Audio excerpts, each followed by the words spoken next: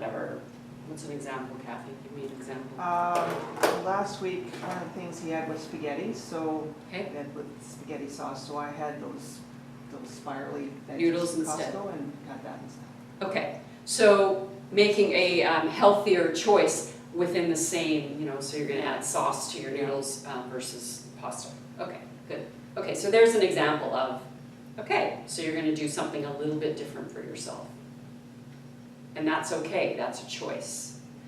It could also be you're having a much smaller portion of whatever it is that the person is cooking, which isn't always easy. Okay. Anything else that would be a key to success? We'll probably note some more as we go. Okay, so in our next part of the handout, we're going to do some simple steps for meal planning. So we're going to have a discussion around some of these points and see if we can start incorporating with you. So so the first question are the how, what, when, right? So deciding when you're going to plan out your meals, how you're going to plan it, who is going to plan it, and what are you planning? Okay, these are lots of questions that you have to start thinking about. So the when that's all individual, right? We do need to set some time aside to do some planning. Thoughts on when? When do you do it now? If you're not doing it, okay, so we have a blank, slate, right? Okay, when for anyone who is doing it right now, when are you doing it? So Sheila, you're doing it right before grocery shopping, which is typically on the weekend? Typically. Okay. So Typically, so somewhere around Friday night, I get my head in gear, going, okay, what's coming up the next 3 days, 5 days? okay. You know, looking just at the schedule. Someone's out of the house every night until at least Thursday, and then I lose track Okay. of who's where. Okay. Anyone else planning in advance? And do you think about when you're doing it? We tend to do it when we run out of food. Okay. Same idea, and then we say, okay, for the next week. I mean, but it tends to be before a shop because Sure. Makes sense. there's no options left. That's right. That makes total sense. Yeah. That's how I plan as well. What do I have in my fridge? What do I need to replenish? I am in a situation where I cook very differently for myself because of a lot of my body issues, challenges with food. So I am often making some very different food. My husband is very good at taking care of himself as well, which is great. And he will ask me, which is nice, can you have this? Are you eating this week? That's how individualized my plan is. Some foods I can eat for a while and then I have to stop. So he's very good at asking questions of me. If I make this, can I add this? So again, it's all about the conversations about what works. So planning in advance for me is that, okay, if I look at, I'm starting to run out of certain foods, I have to make all of my food from scratch, so most of my food from scratch, so I have to plan in advance for that.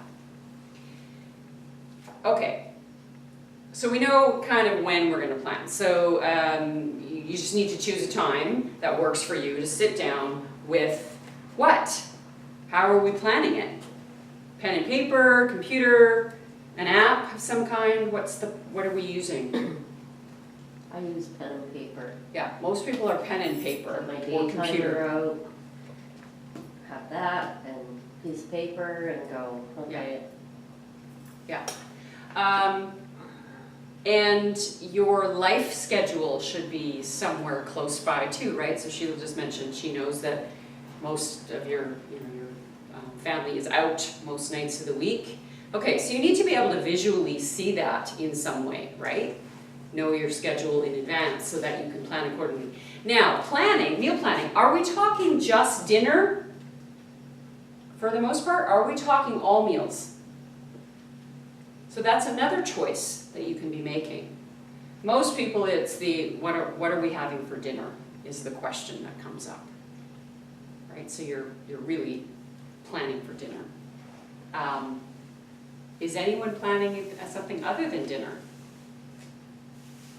We sort of have the same thing for lunch all the time, so we just make sure we have it. Okay, I mean, it's variations on the theme, yeah, and breakfast is individual.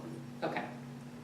So so that's easy because you know what works for you, and then you just buy supplies to replenish for those meals, but it's the dinner meal that you're sort of in advance buying. Yeah. Anyway, everyone sort of the same? Mostly dinner? Sometimes lunch can be leftover supper. Yeah. Mm-hmm. Perfect, good. So you plan in advance for that. You make extra, you use it for lunch the next day. Awesome. Okay, so it's usually dinner that we're thinking about? Okay, so we can focus mostly on dinner, which is fine. So that was going into the next step. Starting small, so choosing one meal of the day to plan, or choosing only a few days versus 6 or 7, right? So you can plan a couple days in advance, 2 or 3 days in advance, so that you're not overwhelmed. So again, starting small is an option. If you need to plan the entire week, that's great. But starting small, right? So we take one step. One meal, great, we're gonna focus on dinner. Next step is, okay, what does Monday through Wednesday look like? Okay, can I deal with Monday through Wednesday? Okay. So prioritizing that this is important. So now we've decided we're going to plan dinner. What's the next step for you? What do you start thinking about in terms of planning your dinners? Think about what you have, what you might feel like, Right. what. So is this where the inventory comes in? You start looking through your fridge, your freezer. So this is where what if you took some time to, if you don't already do this, took some time to inventory everything you have food-wise in your kitchen, in your freezer, if your freezer's not in your kitchen. What if you actually took some time to create whatever type of list you want? There's lots of list making apps or things online. But literally a piece of paper where you inventoried everything that you had in your kitchen. Do you think that would be helpful for you as you start planning meals? Yes. Right? Remember, took it off. Remember the saving time, saving money, saving waste, saving stress. If you know what you have, you can use what you have and then replenish as you go. No waste, nothing expiring, right? Unless it's already expired, right? Clean it out. Now would be a great time if you have not done your kitchen purge about things that you know aren't the healthiest that, I don't mean throw it away, but you can use it up and then buy something better quality or healthier or whatever, or don't replace it. Does that make sense? So I think that is a really good step, goal for yourself is inventory everything you have food-wise, so you know. And then you can keep it up to date, right? Doesn't have to be fancy or really detailed. General list of everything you have. Much easier to start planning recipes or meal, prep when you know what you have. So prioritizing, so we decided dinner, so dinner time brings you the most stress because you sort of think, you have to think about it, right? It's like, what are we planning?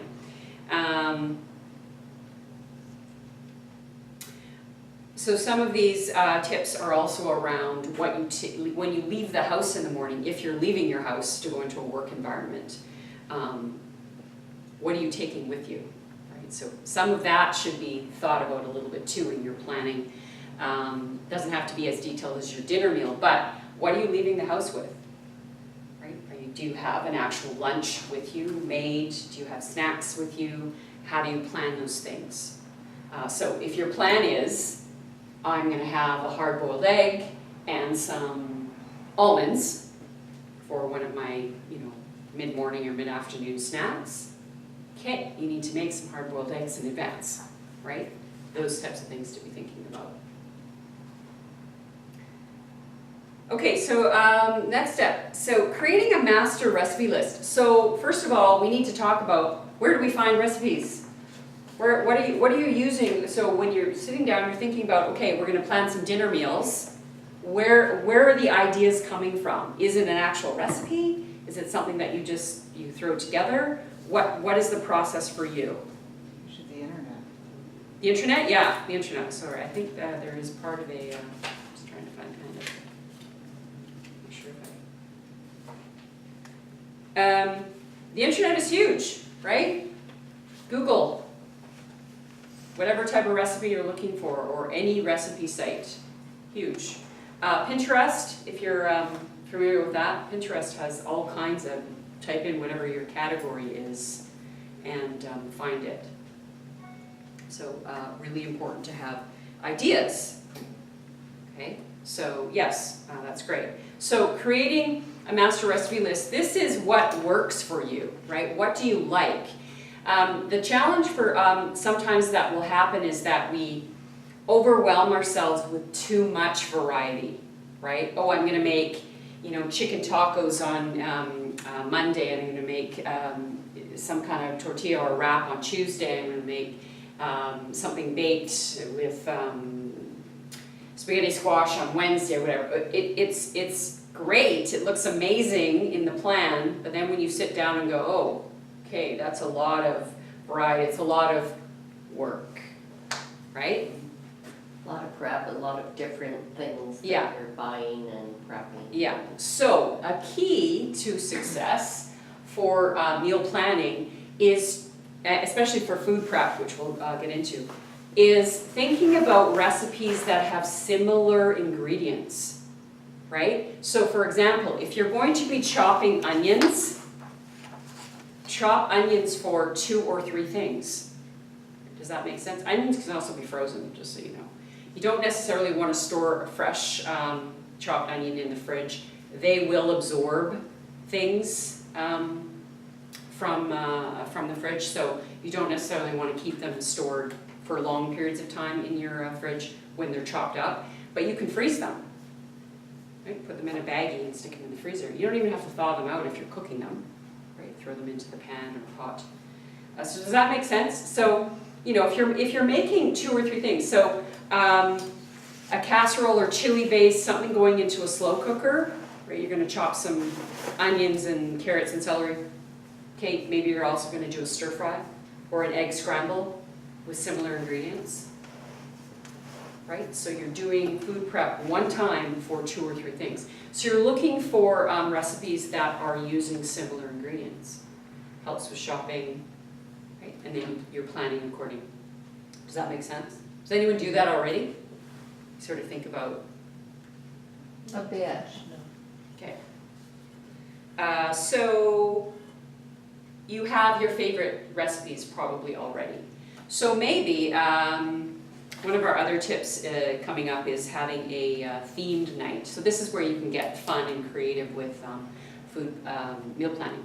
Is that maybe one night a week you're choosing a theme, something fun, where you're going to try a new recipe. So we'll come back to that. But most of us have our standard recipes that we reuse, right? We use over and over. Okay. So who does not actually write out a grocery list when you go? Okay. So how are you shopping? You're just going through. With the mood. Okay. I do, sometimes write things that I know we're out of, like if we're out of coffee, we're out of, Yeah. paper towels, that kind of stuff. So it's like a mini list, but then Okay. it's like, what strikes the mood as I go through. Okay. Anyone else? Everyone else uses a grocery list? Okay. Does that work for the most part? Yeah. Okay. So in your planning,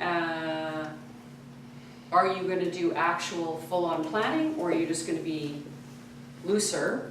Okay, this night we're going to have chicken. And then as you go through the grocery store. I think I'd like to do the planning, but also flexible, like, well, Yeah. I've got chicken plan tonight, I've got steak plan tomorrow. Yeah. That doesn't feel it right. Switch it. What? Yeah, so that is, again, that's all personal choice, and that happens all the time. It's like, oh, it doesn't feel like a steak night, right? It's kind of drizzly and cold, maybe we have steak another night and we have chicken instead. Yeah, that's totally, if you have the ingredients already, you can be as flexible as you want to be within your plan. Some of us can't always do that because we are too structured, or we're out, or we have to go with whatever was prepared or whatever the plan is, right? Okay, so that's okay. If you kind of have an idea of what you need based on what you want to eat, and then go through the grocery store and purchase what you what feels good. So prepping foods you will actually eat. So here's the note that came up about you go into the produce section or a produce store. You see all these amazing vegetables, right? And you fill up your cart with everything. But you don't eat kale on a regular basis, or golden beets look amazing because you saw a recipe in Chatelaine magazine, but you don't eat them regularly. So what's typically going to happen to those things? Unless it's in your plan, right, that, I'm going to make that golden beet salad recipe, or I'm going to add, roast kale for chips, or whatever you're using it for. You're probably better off not buying anything like that until you have decided, okay, it is in the plan, I'm doing food prep today, I'm buying golden beets to make this salad, right? Versus being, I love produce stores, right? Because everything's amazing, especially this time of year. So, but if it's not something you normally eat, it's probably not going to get used. And then what happens? We waste it. We lose money, we get angry, right? Causes stress. So, it does sound obvious, but we can get swayed. So this is where walking around the grocery store and choosing things that look good, if there's not really a plan for them, they don't always get used, right? It does happen. So that's why if we can think in advance a little bit, and also yourself. I'm not saying don't be creative. Absolutely, try a new recipe, because it might become a favorite. But be aware that, again, we can be overwhelmed with, I want all of this, but you also have to factor in the time. Are you actually going to use it, right? Are you going to prepare it, especially fresh stuff. So keeping another tip there, simple meal plan, keeping a well-stocked pantry. So if we know what we have, so that's that goal of having that master list of everything that you have, well-stocked. We've got our food listed, we know what recipes or where we can find the recipes that we want. What cooking appliances do we have or need? What utensils, we know all of that. So having your well-stocked pantry, kitchen, whatever it is. The easy ways to keep your fridge and freezer inventoried. So we talked about, and you can just write it all down, you can have that dry erase board, some way of keeping track of what you have, Another question. that way you know. You talked about the veggie noodles and buying them from Costco. Do you buy the prepared ones, or do you make your own? Do you have your own little spiralizer thing? I do both. I have a spiralizer too. Is there a gadget that works well, or they're all kind of the same? They're all kind of the same. There's small handheld ones where you put, so I'm just thinking zucchini. They're small, so you have to slice. There's a little bit of extra time involved with the smaller ones, and you basically just twist and you get the noodles coming out the bottom. There are ones that you can attach to a food processor, and there are ones that you can buy independently that are specifically for spiralizing vegetables. Different prices, so it depends on how much you're going to use them. There's absolutely nothing wrong with a package of spiralized vegetables. There's nothing added to them. If you shop at Costco, they are amazing in terms of price. I think you get 2 fairly large portions for about $6. So you're saving money just by shopping in a place like Costco. You're saving time because you don't have to do it yourself. And they're already healthy. right? There's nothing added to them. So, and I know that some of the other major grocery stores are now carrying the packaged spiralized noodles as well. So, And they're in the, like, the packaged salad section, if you Yeah. find them? in Costco, yes. In the grocery stores. In the grocery have- store, I'm pretty sure that same place. So you get a package of them and they take a few minutes in pan. That's it. So they're amazing. But yes, you can create your own noodles yourself. Yeah.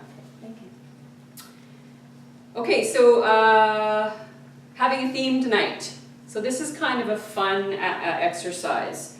Does anyone do this? Do you think about certain nights of the week? I know that a lot of people with kids or younger kids, there's a pizza night. It's usually Friday, right? You make your own pizza. I'm not saying you have to make your own crust, but you could. But you're, getting your toppings and it's your make your own pizza night, that kind of thing. So do you think about themed nights? Meatless Monday is an option, right? So that's a very common one where you're taking the animal out. Taco Tuesday became really popular. One Pot Wednesday or whatever Wednesday. So Wednesday is kind of the, okay, what do we have? Maybe I need to go pick up a few things in groceries for the next few days, but this is what's left in my fridge. Fish Friday, of course that came from being Catholic, right? Fish Friday. Or soup and salads Saturday or Sunday, right? So you're making slow cooker Sunday, that kind of thing. So you can have fun with it. Meal planning can get really boring and tedious. If you want to have some fun with it, you can start to create themed nights for yourself. It could be themed around the day of the week. So again, Meatless Monday. It could be around a country. Maybe, this week I want to try one night, I'm going to make Greek food or Greek themed food, right? So maybe that's as simple as using Greek spice on your veggie noodles, right? Tastes like Greek. Or it could be as planned out as I'm going to make souvlaki with Greek salad. Okay, so country. Theme could be around a type of food, right? I'm going to do everything kale.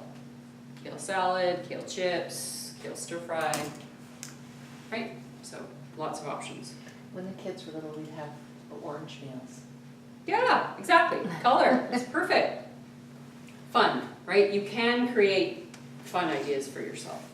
I do have a client that I counseled for a long time, husband and wife with 2 kids, that they had a map of the world on the wall, and each week, one night, usually on a weekend, but one night, blindfolded, somebody would pick a place from the world. They would research it as a family, and they would create a meal around whatever the country.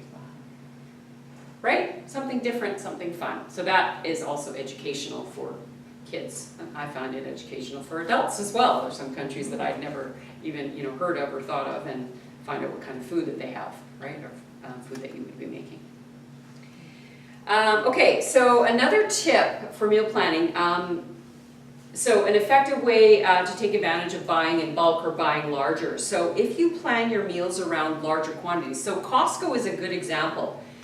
When you go to Costco, you buy bigger quantity. That's why you're getting a better price, right? So you could be planning your meals for a couple weeks around a Costco shop.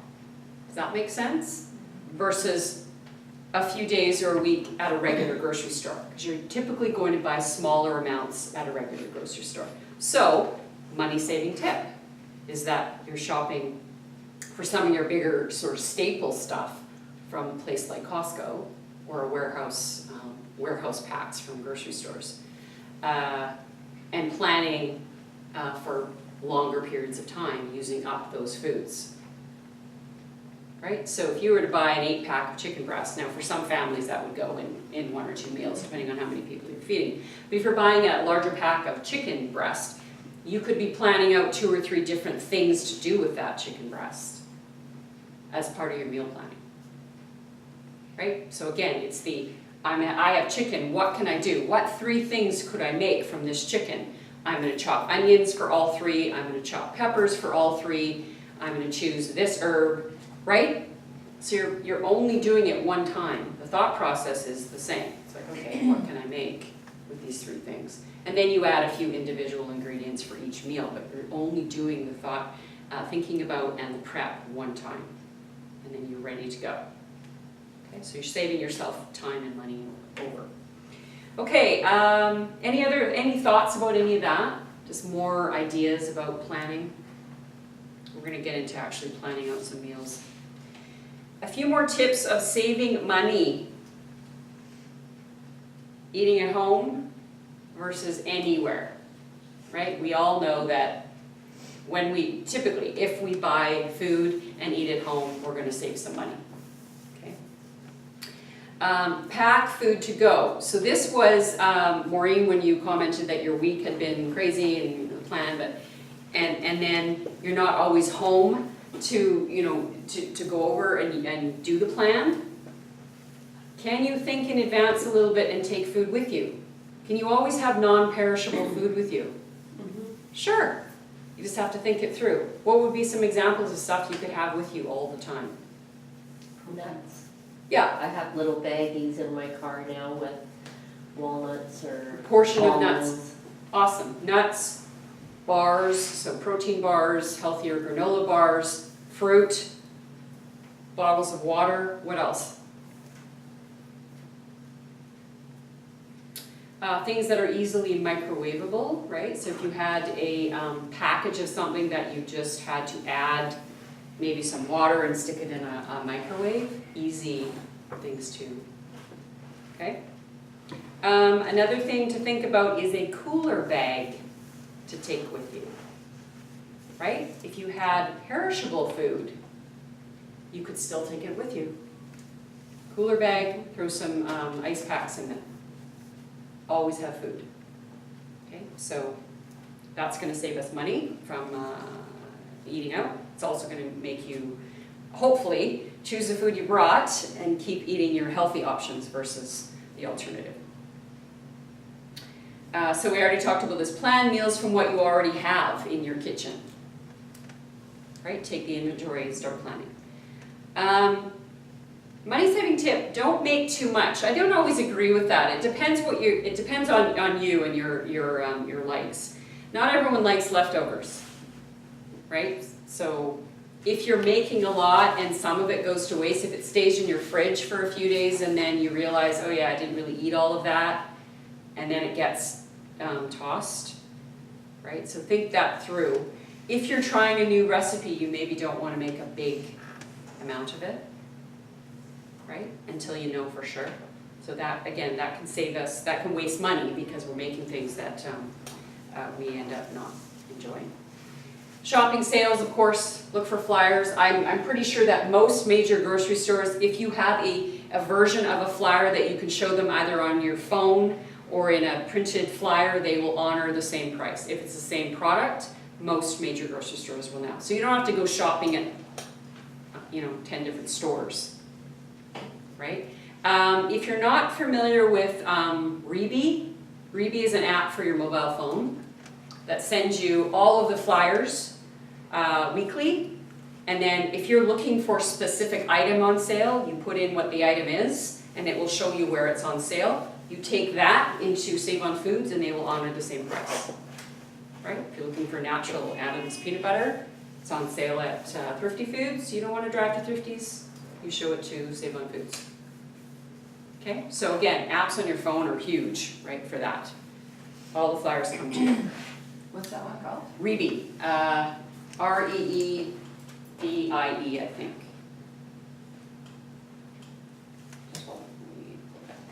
So you can Google flyer apps or grocery shopping apps, and it'll show you Reebee, Reebee. So it's an app for your phone. Reebee. So you pull up the app, it's free, and it sends you every flyer.